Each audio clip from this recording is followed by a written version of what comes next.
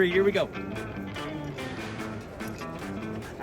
Albert NSTEM coming to you live from the National Science Teachers Association event in Philadelphia, Pennsylvania today.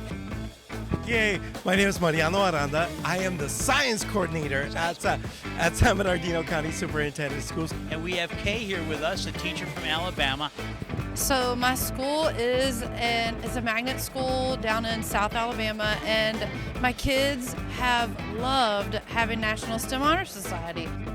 So this is Pasco Scientific, and we are here showing our technology for data collection and data analysis, and we are really showing off our integration with the Open Science curriculum. And I want to welcome you to the Vernier booth. These are our friends, and they're in technology and helping students learn in every single way possible. Just want to say what's up to my owls at OGA! Hello to all my students at the Lowndes County Career Tech Center. I love you, I miss you, and spring break is almost over. I love doing STEM Honor Society with you guys, and it's been super fun. So thank you very much for all your passion and all your thrive to continue on this dream of becoming a science and a STEM educator and or student. So thank you very much for everything you've done.